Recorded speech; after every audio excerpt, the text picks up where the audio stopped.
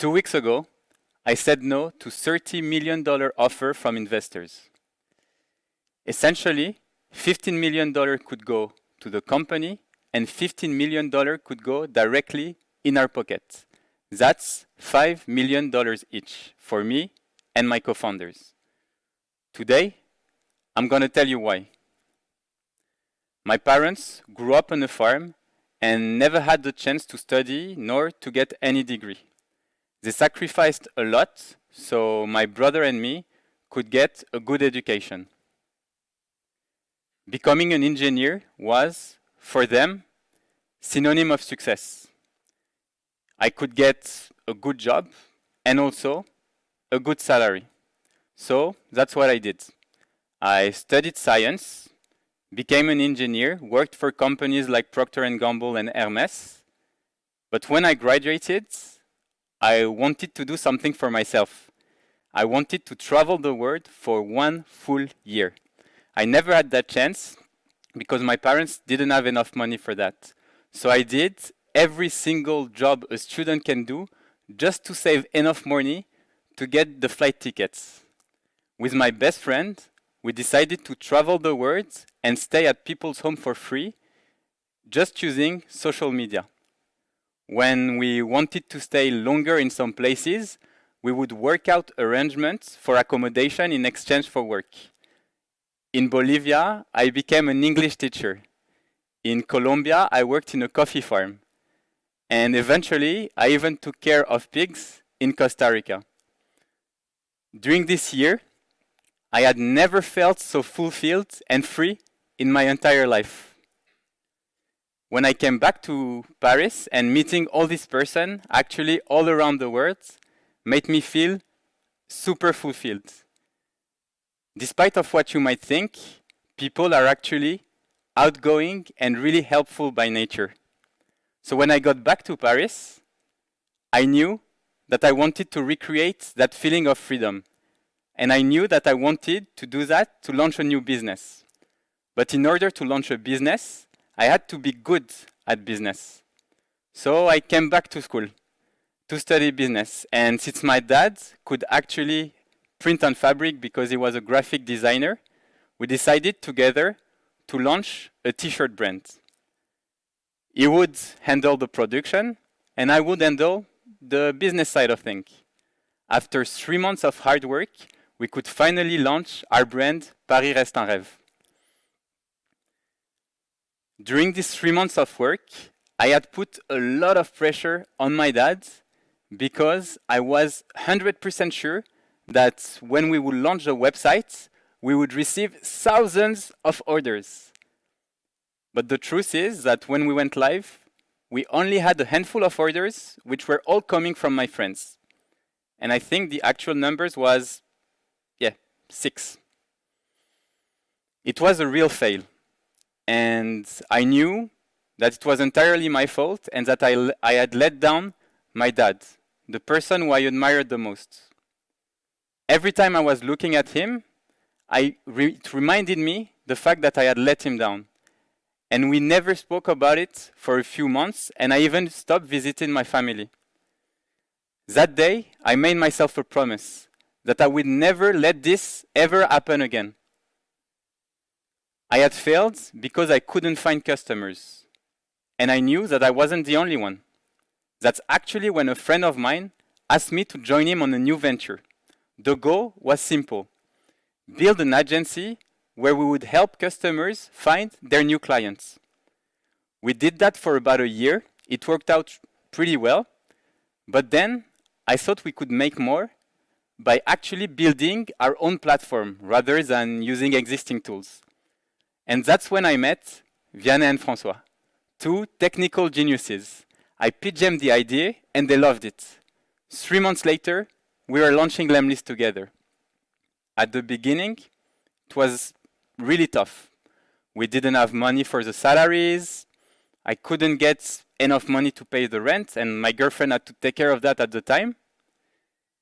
And every time I was meeting with friends or family, they were asking me the same question: Guillaume, when are you getting paid? In order for me to avoid the embarrassment of saying that I was still broke, I stopped seeing my parents. I stopped visiting them, and it felt kind of lonely. But then, I met with another friend. I hadn't seen him in a long time, so we decided to sit down and catch up for a coffee. He asked me what's up, and I told him that we had launched our own startup. His first question was, how much money did you get from investors? I told him that we didn't get any. And then he said, in that case, well, you don't have a startup. That's how it works, apparently. The success of a startup is equal to the money you get from investors. And if we look at the media and the society, the recipe for success is pretty simple. You need three things. 1, start a company. 2, get millions of dollars from investors. And 3, get clients. And eventually, you can even retire when you're 35. I had started my own company. I didn't have the millions yet, so I figured, why not give it a shot? For 1 entire month, I met with investors from everywhere around the globe. But the truth is, I kept receiving rejection messages. Things like, you haven't done anything yet, or we don't know who you are nor your co-founders. And the last one, it's a saturated market, you'll never make it. That day, I was feeling really down after all this rejection message, but suddenly, I received a message from one of our customers. Essentially, he was saying that he had signed a $20,000 contract thanks to all the tips and help I had given him once onboarding him on the platform. I knew that I wanted to recreate that feeling. So I wondered, do we really need investors to succeed? But then I asked myself, what exactly is success? If you ask my parents, success is pretty simple. You need a good education, a good job, and having a family. But if I ask a professional athlete, he would probably tell me that success is about going to the Olympics. In essence, we put people into boxes of those who succeed and those who don't. At school, it's about the grades you get. And in life, it's about the money you have. In any case, we all need to always be smarter, faster, better. But I think we're missing something fundamental here. In the last 70 years, we have explained human motivation through Maslow's hierarchy of needs. Essentially, you need to fulfill individual needs, and each needs would lead the way to the next. So, let me explain. For example, if you don't know where your next meal is coming from, you're not going to be able to think about how you can maintain your relationships.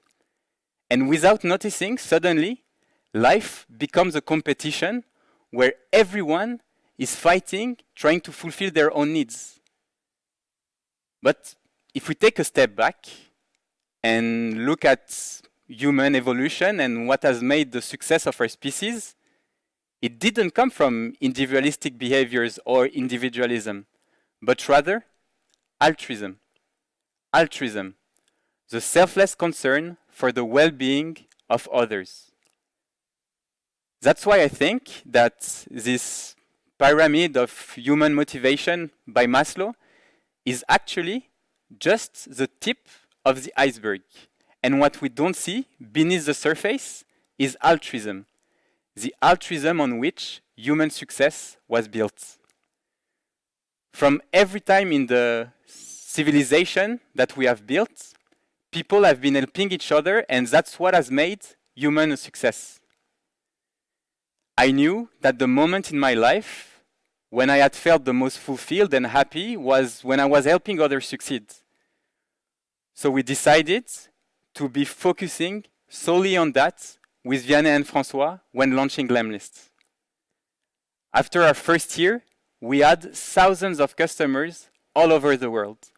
After our second year, I was invited to be speaking at international conferences in front of thousands of people. I knew that we had succeeded, but it won't change the status quo. It won't change that the media only talk about the startup who raise money from investors. We had a decent income, but what about everyone else? What about altruism? If we wanted to change something and prove the world that the success of a startup or a company shouldn't be equal to the money they get from investors, we had to do something unexpected. When I was a kid, I was good at one thing: doing things that I shouldn't. Guillaume, you shouldn't eat too much. You're a chubby kid. I did. You shouldn't grow a mustache. It won't look good on you. I did that too. You shouldn't start a business with your dad, put pressure on him, and ruin the relationship you have with the person you admire the most. I did that too. All these things, for the better or worse, made me become the person that I am today. Which made me wonder, what can I do that I shouldn't? We needed to get noticed to be heard. So we decided to announce publicly that we were going to raise $20 million. Our plan was pretty simple. We wanted to get a lot of attention, as much as possible, and then decline publicly the offer, just to show the world that money shouldn't be linked to the success of a company. But there was one thing that we didn't plan. Doing this in public brought us a lot of attention, much more than we expected. We received hundreds of messages from investors that we hadn't even contacted. They were saying things like, we really want to invest in a company like Lemlist, or we're ready to spend between $5 to $40 million to invest in your company. But eventually, something big came up. To give you a bit more context, when you get money from investors, the money usually goes directly into the company's bank accounts. But in our case, we received a $30 million offer with 50% in cash out. 50% in cash out means that $15 million could go directly into our pockets. That's $5 million each. Such amount is life-changing for me, Vianney, François, and their family. So we decided to sit down and discuss what was the best solution, not only for us, but also for our team, with whom we wouldn't be where we are today. So together with Vianney, François, and the team, we decided to say no to $30 million. By doing this, we made a statement. Our message was basically featured in press worldwide, around the world, as the startup who made a big message to all the people out there that success shouldn't be linked to the money you get.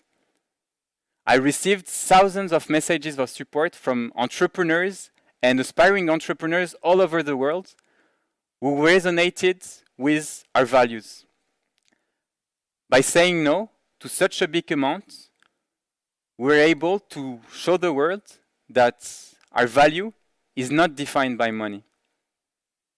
This definition of success, based on the amount of money you get and on individualism, has pushed people to stop caring for others and ultimately our environment. In the last years, the iceberg of human success has melted in the same way as the iceberg from the North Pole.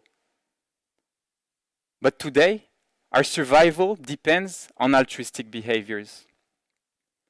Lucky for us, more and more people around the world are showing altruistic behaviors. Afrochat created the biggest beach cleanup by removing 4.3 million of kilos of plastic from the Mumbai's beach. His action has inspired a movement of people to understand what being eco-conscious meant. Wangari Maathai created the Green Belt movement back in 1977. Since then, she has helped more than 30,000 women to launch their own business. And on top of that, I've planted more than 51 million trees. We're entering a new era where altruistic behaviors will help us save the planet, but also save ourselves. It's funny, you know? Going back to our roots is actually what will take us into the future. Which made me think of something. It comes from an old quote. What you keep is lost forever, but what you give to others will live forever. So now, I have a question for you. Do you want to live forever?